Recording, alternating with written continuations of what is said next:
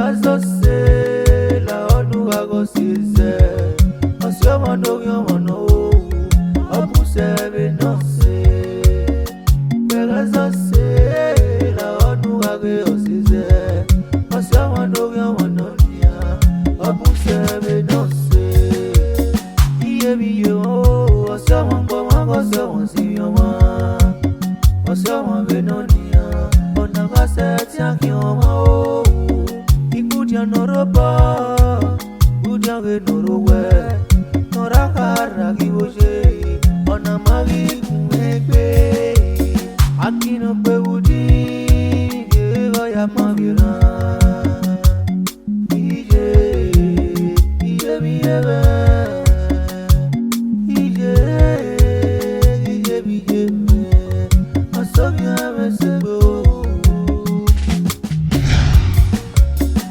Toghoseze la onu agoseze. Osioma no yomono. Obusebe no se. Toghoseze la onu agoseze. Osioma no yomono nia. Obusebe no se.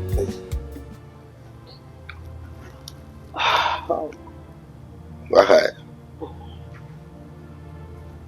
Iwe. Tibe mamusese. Ona ho tai wene mena. Museo. Okay. Tunyi me magi gbabe no kwaloa. Yeah. Dele wena so no. To na wana no bota we na. Okay. Ebe me wa hanwe.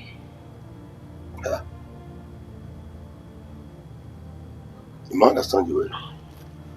Who understand? That who understand me? We kwali ko ya fefefe. Iyen we gbegbo ki on logo. Yen me le gbe ata. On logo ke wa do mi pe an. No wa do han paju we omale lo wo we. On logo. But in anything no was supposed to attach respect. Yes. You understand you well. Okay. I understand it. You are fit. There's way so you know. Daddy, dem me how ni o kata mami ni. E wo be dey mi ko we lele rofa. Una we o mani mari yo wa. Je wo o teme le kire. We tell I let it sing ye. I just what we can Sing ye. Can't believe it can do. Kakabo. Don't tell me that. What I would not tell you. I do you Daddy. Adesu wa we yes. Wa wu wa bi o wa gba wa ro. Obu wa sun ene bu wa me mana ye kepa. We ne me. Ona de so to my way. No. Opa me baby. Okay. Opa me baby. E wa la re wa ni na. Yan wa you poka o Degbeuyi. To wo lo de so. Adesu water mami. E water. Na na mi we sin na.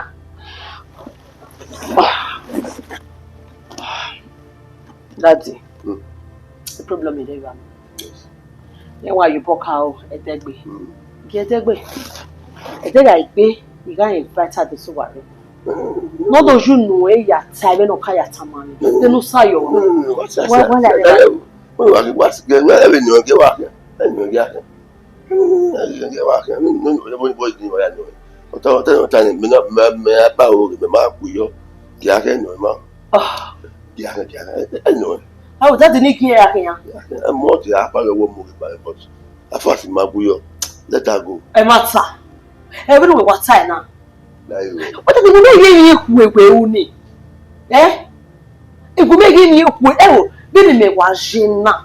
O ma do wo o ta fi merururu. O ya we nonsense ni o ya lo bi ko mo ni me ri you kwa. They are the end of the day when I have me for eh. Get let her just. Daddy. You get here with you. You must to tie ni no because A boggin ye move back when now. When you let take by any man. When you let take by any man. Oh, it's again. At this one is taking me for granted. I will do that in a Christian. He said he acts. A while all in ye move back when now. Yeah, cure boy. Yeah, what your boy. They what way. My say only my say just people one. Of course. Only now. That. So, as a Christian woman, we're looking at so time they were here. No need for you to go and meet up with her. You might call ye. I just went to a more about where no one go video. See, oh, only where you want where. My way, right? Oh no, I just walk away. So they want everyone. Where forget you forget. Oh, where? I see about way. Where my way? That's my way. Not just on. Oh, don't be no good talking. On a here, your boy. Yeah, if you harvest this one. Yes, so go like an better stay. If a person got on the abbey corner, near no time. Yes. What I said, you. Oh, but yet you are going more about for me. Oh, boy, darling. Oh, say no. Okay, no, what that is. I don't want to be we arrested by me. That is no with the way you move your love pushing and work with that. I want to want to join. I tell no matter what Mario. That's the correct one. Where will be my way? That's it. I give we the church. I give we a church. I will be here. See, are you? Oh, you are my yes, you will be. And that is where Potusu Hara, you know, that oh, never take it. Just know about work. I don't know that you go on a boy born to the bottom of what they walk away. Hero, therefore, boy, hero. Just more what you have to say, what do you know, even if it's oh, that's the type of water. Okay, where?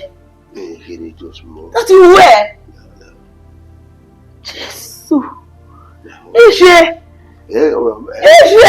Just half the way and just every food day. Just don't. I just want my table of mama. I just want my table of mama. Jesus Christ. So what do I mean?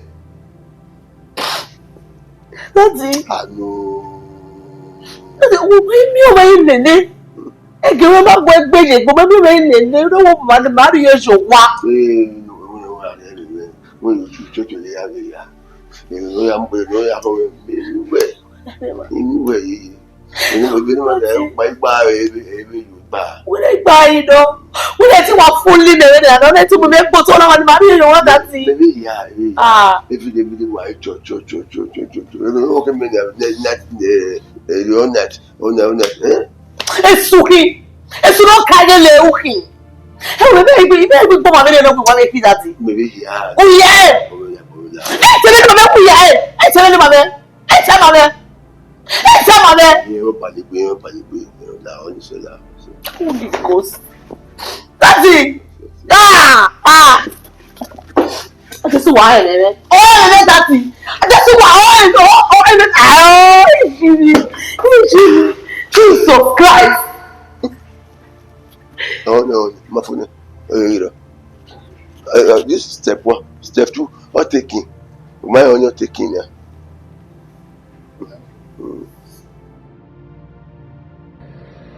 I say we. I laugh. What else me go so? I say we. You go no she. You are here to. Huh? You are here no what? You do go as well, you zuo re bi ku mama. How we be a Latin, we Latin not be a way eh? Obi ano seti ku wo kan afo arode mi. Unu gi no ni me. Ale do ku me fa wa ko na we li ku we la wa. You know.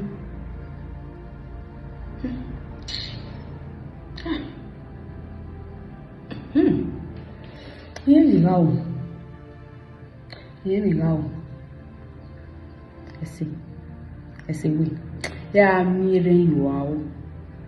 I too be holding a bobo, when you are 50 with Benin. Where came me, second in Medina? Where me not a fag naira? Ye want me one day. Yeah, do ya dolly be measured. My walk by soon.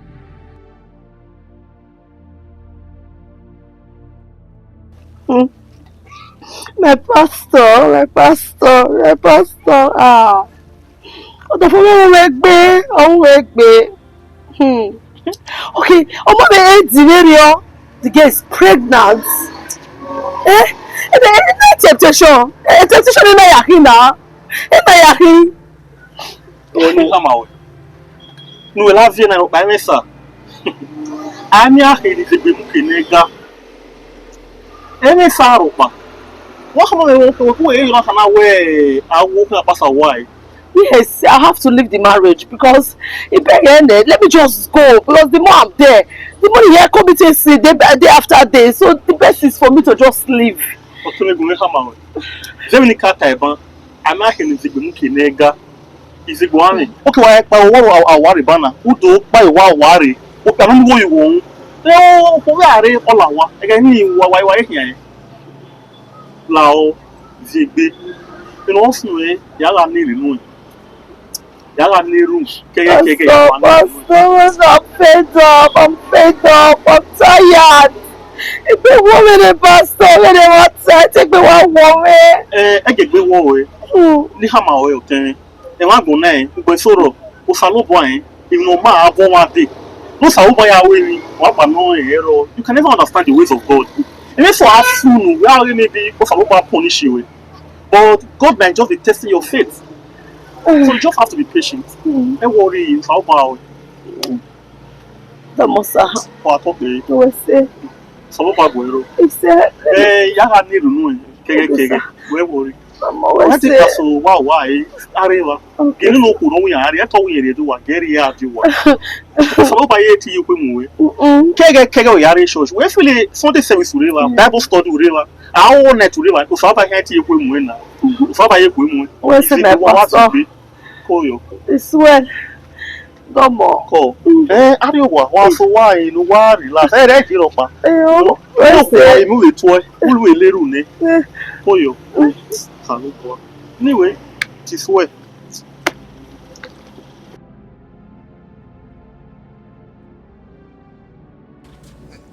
Not the word.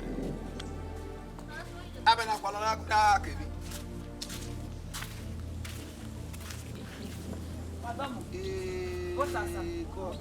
Damosa. Where are you? Yes, Go you.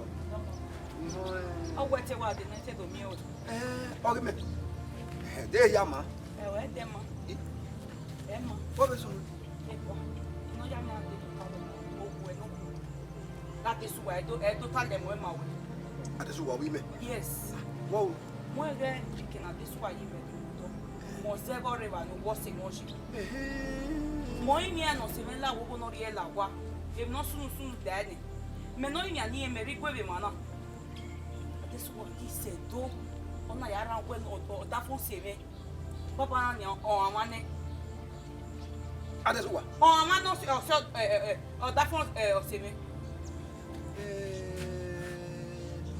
How would hey, we be a deal with Funia, we want your wedding, eh? I am going well. I say, what's here in there? Or what am I where you not to know? On your mamma now, man, or why I have no share. Oh, see whether at this what we they could get it right. Papa, okay, run on. Okay, oh, I am a boy at the new land of your one work one. No go about Ojo Yazagi Yanqua. I will get a hand well on you, you will not do. You more carry. Well, said to a good women not when you wear. Was in your panic, I got you a vessel. You know where are they now? Mudabu, Abe, walking again. Erekega. Ibe mi e gbe de e ra wo. E ko na emi oni. Wo re amu ba o. what I know. The man, when I tell me, huh? Now, she will visit the Nati Usana. No making a me. I'm up to Caverio. I am a day. Then we no more at Dopasun. E capio quem dan de Dopasun. E near wa Puyoma, or Gamma get to Taji, on that person, think of the death for the eyes. All that thing will die for the eye.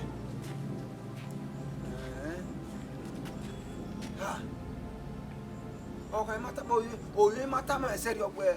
Oh, my carrier got your dog way. A hell ducky. Oh, we can go by Arakioppa. Walk by.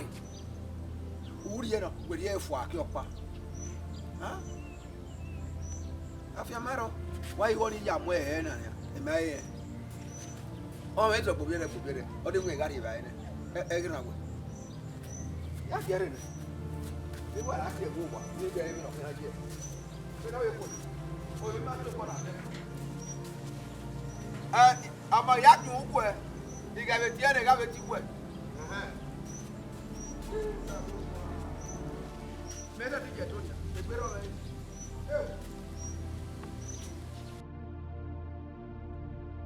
Say we get me one way. It's over. It's over. Oh, why are you making so hard? Make me see where. Making all that. You are going to say, "What any way rival?" No way is Toghoseze. Never no way. No way, no. Me make me a day. Huh? Or see where we marry me. Me make me myself a day. Yeah, so we are in me ya where ogwa. Erogwa ya kamame. You may be here and then with the queen. Oh, it be me say. Huh? Me we be ate no gwe gbogbo be nke no beje.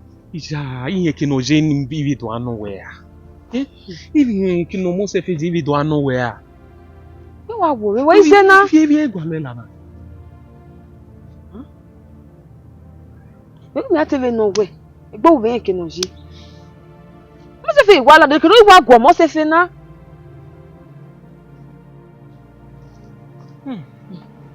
O me mi na mu o.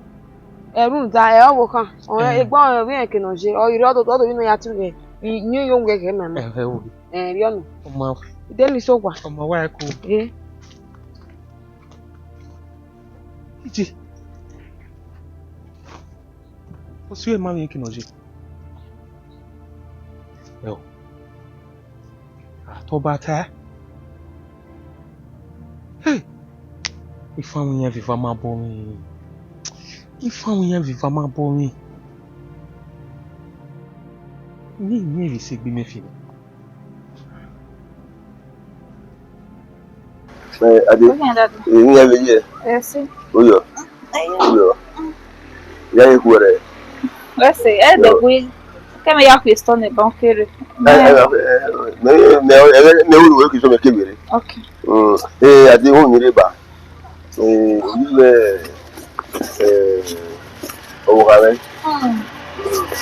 Oh, she's fine. Ọ̀rẹ́ yẹn wẹ́ màwé parẹ́ àfẹ́ ọ̀rẹ́ wẹ́ wàwá mẹ́yẹ. Ọ̀rẹ́ yẹn wẹ́ kóná wí mọ̀ ní àyè. You were surprised. Is she?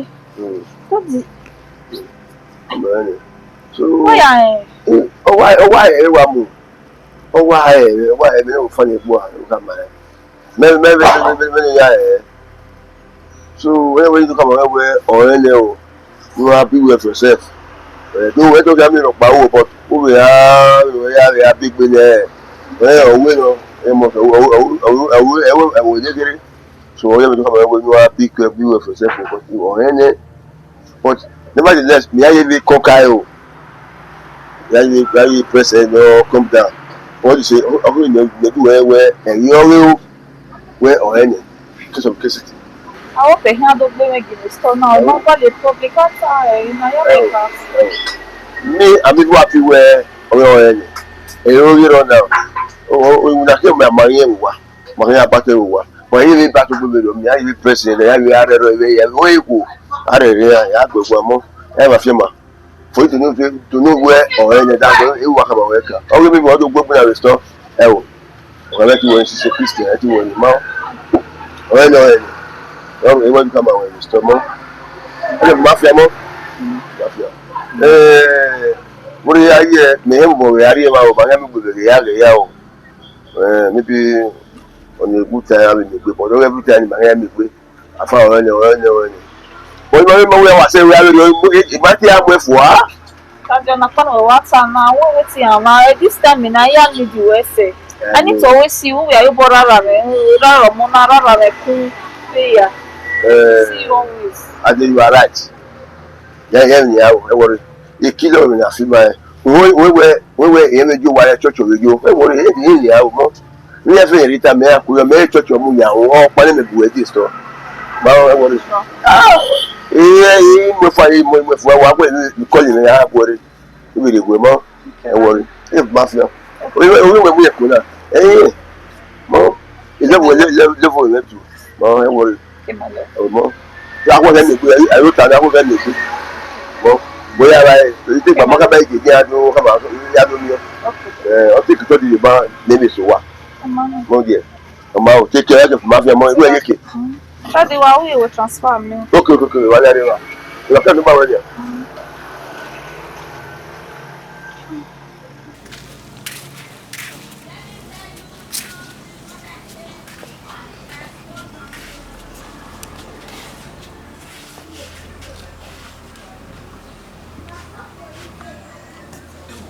Comment c'est Vivian là?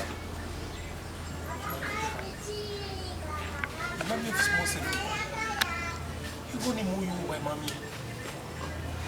Ana ni ko ki ba boy. Tu va go ni le wa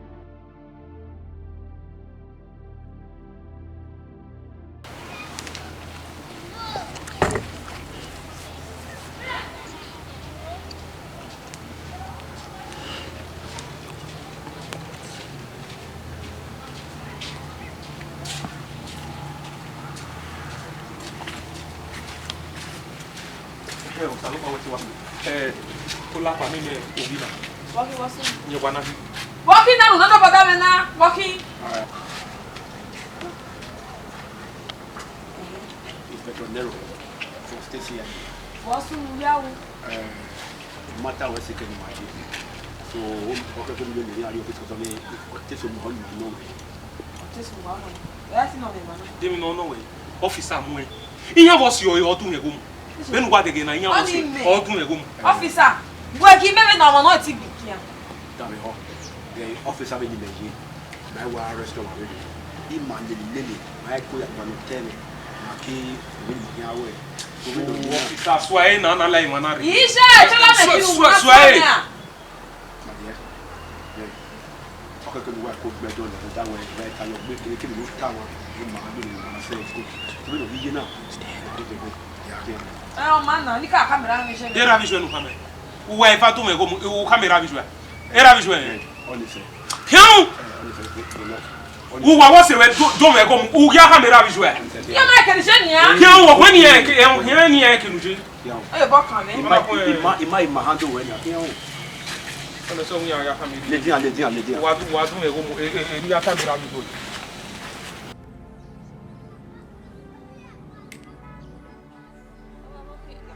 Desuwa.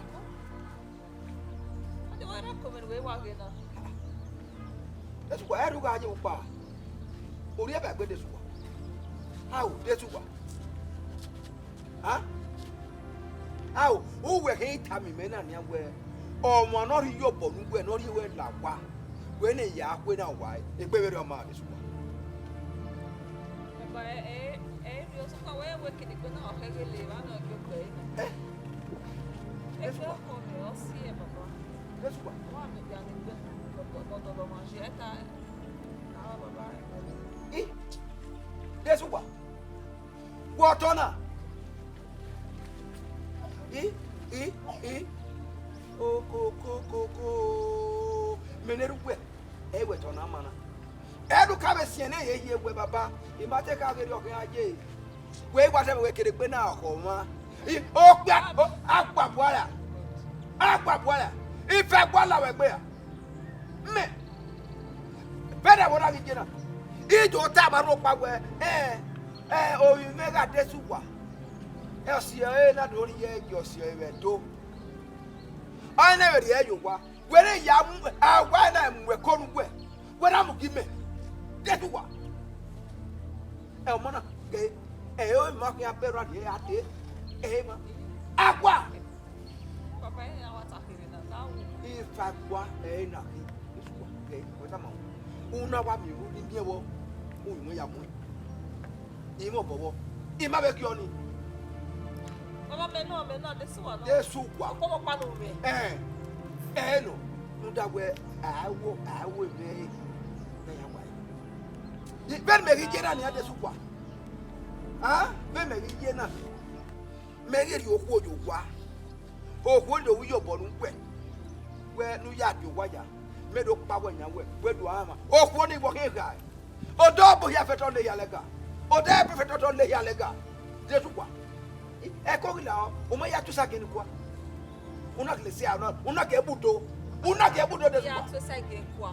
Ko ni gbe wo we se wi mami omo bi e even though said on the when it was like how can we ago o pon on me o kore how can we ago baba when ni say get kwa iwa me ma bi afia mo ne desu kwa we ba mi odo we ni wo isi kale o me mi o sisu na kwa lo money ni we mo papa ana mi no ri yo bo nu gwe e we ya nweko e we ya nweko na o ya desu kwa e mi ta ma wona o ya we wa kwa le toto when you aso de kwa kie o ba ko no wan ne ti ari bi ege me ge de ni abi e we ya mufo we gi no o no so far mi gbo kan ni nu wa ama na opa nda we okwo ni ene ko ya le o ga we bi kwe e bi ga wasu wo mu we dai mo ni kana ah no eso wa yetu yetu o ga kan e ma we ba bi ma na babalao ko mi ari o wa agwa e wana agwa o se ti ma ja agwa me ye fi la we ra o da me gwe da mo e bia ma da mo ga kan la di o wa e mo bo le lu e ka da we la wa e mo la wa de su wa iga de su wa ifa kwa la we gbe me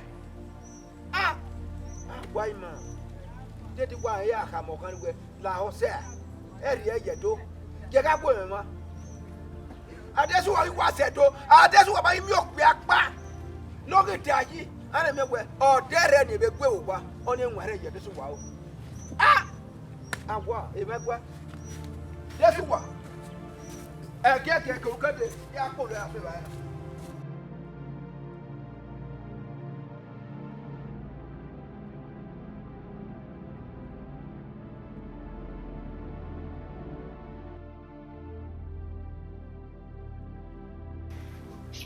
o ka wala la wala yewe ni wa do yewe ka po waso no se la o me la o bo ya wo ko no su aso mi ya o la bo ko ma e ti bo wa se bo ni o wa da we ba bi re tenti so mi ai woni so mi afi ra Daddy. Makawe de. Daddy. Oye, woni so. No we ti wa ri ori we ni so wa lo re ni anana. Meno mu yu ya to. Like makawe de, meno so ni. Me wo kenzi. It's Katama when I will not born our book, baby, baby, not born. Things of the spirit, oh, Poma. Oh, your Maya grow, your Maya wake me. That you must see, ah. See, now you're born now. It's down. It's no, I'm and or in the show what in the yes, What the Bassena? When I see what the again this why you low, this will be back. What did you overcome soon? This will not one. I say here. What the man now? You're only a year. Also,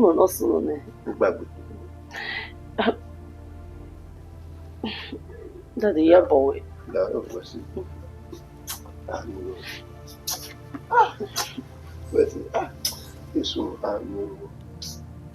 Uno se na tama we no one room if you be first no go no ati wo tie oporopa uno do rudo record wa de sudo ya lawe okay so no go say we dey sleep Bible o pege de ba de sudo la ona we fast we pray what is that no ati èmi no na ọ̀tá me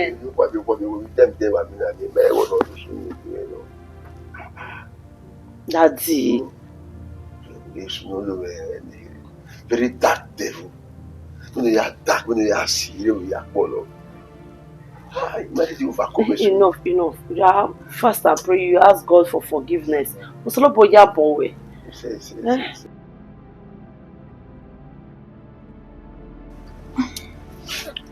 to ekpoli eke come on Bravo koyo come on egbewo Mommy, oh yes. Elu na you know fiafia mana o hayo hare imaredogu egbina imaredogu ekun so papa nem no ya me yare emi no wa uwe ni ya we ngala ne konisa egiro emi ni ya tama wewe sitemi nu tuwewu humanity in your because you and I know where this is sin against man and God. This is sin against humanity. I mean, what's a lot of yima. So that notwithstanding, only a problem. I'm here to tell you where you need to beg God for forgiveness. Yes, you saloba no yo where you are boy. So that we don't give me. Bẹ́ẹ̀ ni wẹ́ èmi náà gbọ̀n mẹ́ pípòpò yọ ìdàbí ní ọ̀sàwọ̀ ní ìgbà yẹ èrè ọ̀jẹ̀ pọ̀pọ̀ náà ọmọ mẹ́rin nìyá mí ọ̀wẹ̀ ọmọdé yọ ṣe orí ànínà mí ọ̀wẹ̀ ọ̀rẹ́ ọ̀nì òsì ẹ̀ ló yá bẹ bùrẹ́ àdéwẹ̀ ló yá yín ní ọ̀sàlọ́bọ̀á ló yóò kọ̀wé yàbọ̀ rẹ̀ ọ̀nì wà lòdò táàmà rẹ̀ wọ́n rẹ̀ níta náà. Àfi ń gbọ́ sàlọ́bà gùn ẹ̀rọ. That's a month call.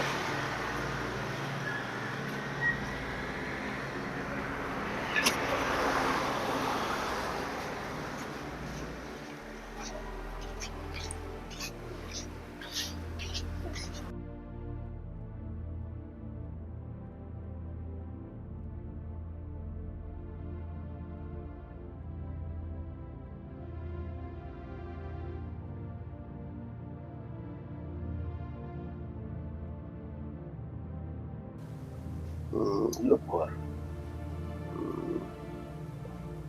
Someone have been. Say for someone. That's now. What do they do? Okay. I want to do back. No, after the death of her son, again, is David Iyaren. I'm going to do the job. Like, excuse me, like, okay. Hello? Ade. Yeah. Ah? What's that? Mo llega mo ga.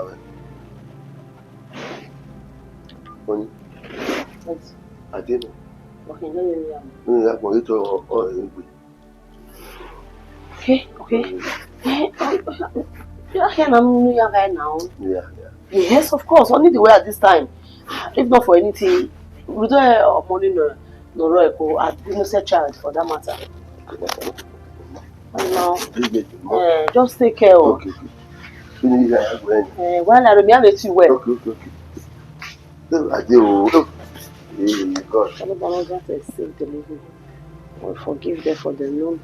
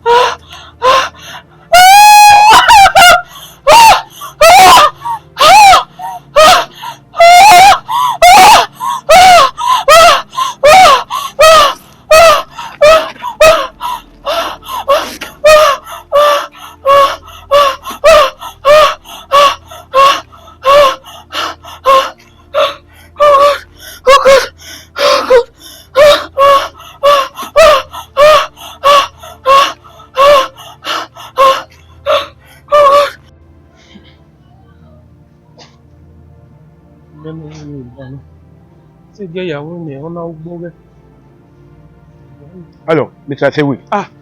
Hulapa. Obokian. Yeah. Oh, yes. Now we go, Norogwa. Oikania. On your yammer right now. Yeah. In doing back for questioning. Questioning? Yes. The kind of one. Well, not your most so because of that, manage you for some questioning. Officer Mobenia. Mobile. No, he were or see almost a face over. Or you know, can't say your way. Unaga nya mag and the no good away. It could take a name wag bewa. Olapa, okay, name at Mogo Nivo. Ipatania. Ipata, Ezo Yasunu ne Ubavitimi. Mammy name Mobe. That's very okay. And okay, where problem here. But right now, I need your office for some questioning. You are following me to the office. Officer. You are my friend. The man only thought I'm not way. So right now, let's go.